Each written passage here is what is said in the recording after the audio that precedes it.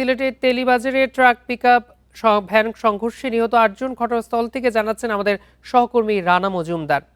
রানা, কিভাবে এই দুর্ঘটনাটি ঘটেছে, নিহতদের পরিচয় শনাক্ত সম্ভব হয়েছে কিনা?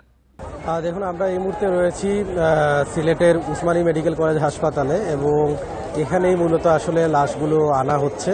এবং এই যে দুর্ঘটনাটি সেটি কিন্তু সকাল ভোর ৬টার দিকে এই দুর্ঘটনাটি ঘটে এবং আমরা কথা বলেছিলাম সিলেটের যিনি মেট্রোপলিটন পুলিশের মিডিয়া অফিসার রয়েছেন তার সাথে, তিনি মূলত বিষয়টি নিশ্চিত করেছেন এবং নিশ্চিত করে তিনি আমাদেরকে জানিয়েছেন যে আজকে ভোর ৬টার দিকে মূলত দক্ষিণ সুরমার তেলিবাজার যে এলাকা রয়েছে সেখানে এই ট্রাক এবং পিকআপের সংঘর্ষ হয় এবং মুখোমুখি সংঘর্ষ হয় এটি। এবং এই মুখোমুখি সংঘর্ষে ঘটনাস্থলেই মূলত আসলে ৪ জন মারা গেছেন এবং বাকি আরও যারা আহত হয়েছিলেন তাদেরকে পরবর্তীতে হাসপাতালে নিয়ে আসা হয় সিলেটের উসমানী মেডিকেল কলেজ হাসপাতালে। এবং হাসপাতালে নিয়ে আসার পর কিন্তু আরও ৪ জনকে মৃত ঘোষণা করেন কর্তব্যরত চিকিৎসক।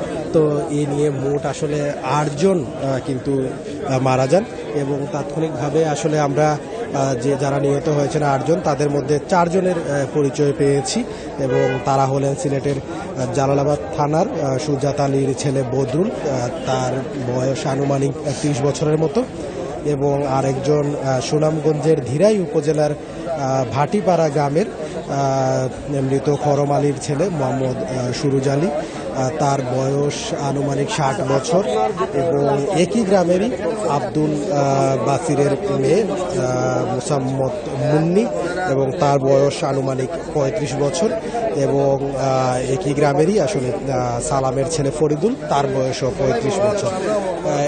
এবং আরও যে বাকি ৪ জন নিহত হয়েছেন এখন পর্যন্ত আসলে তাদের পরিচয় শনাক্ত করা যায়নি, তবে তাদের পরিচয় শনাক্তের যে কার্যক্রম প্রক্রিয়া সেটিও কিন্তু চলমান রয়েছে।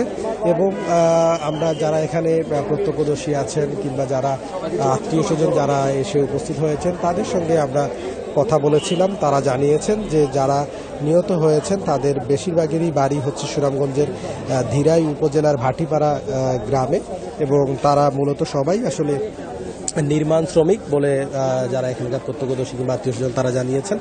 অর্থাৎ তারা দেশের বিভিন্ন জায়গায় মূলত আসলে ঢালাই কিংবা নির্মাণ কাজের জন্য তারা যেতেন।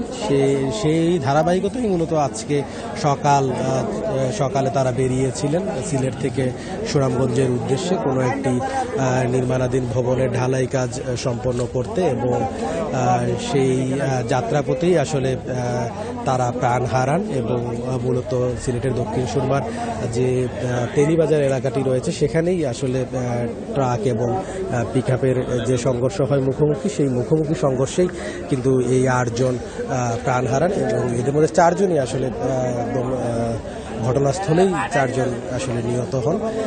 এবং আমরা কথা বলেছিলাম পুলিশের সঙ্গে, পুলিশ যে বিষয়টি জানিয়েছে আসলে কি কারণে এই দুর্ঘটনাটি ঘটেছে সেটি এখন পর্যন্ত কিন্তু নিশ্চিত হওয়া যায়নি, এবং সেক্ষেত্রে আসলে প্রাথমিকভাবে পুলিশের পক্ষ থেকে ধারণা করা হচ্ছে সম্ভবত সিলেটে বেশ কয়েকদিন যাবৎ ভারী এবং অতি ভারী বৃষ্টিপাত হচ্ছে। তো এই ভারী কিংবা অতি ভারী বৃষ্টিপাতের কারণে রাস্তাঘাট পিচ্ছিল থাকার কারণে মূলত আসলে এই নিয়ন্ত্রণ হারিয়ে এই দুর্ঘটনাটি ঘটতে পারে। তবে এই কারণটি এখনো সুনির্দিষ্টভাবে বের করা সম্ভব হয়নি। তদন্ত সাপেক্ষে হয়তো দুর্ঘটনার সুনির্দিষ্ট কারণ বের করা সম্ভব। তো সিলেট থেকে সড়ক দুর্ঘটনার তথ্য জানাচ্ছিলেন আমাদের সহকর্মী।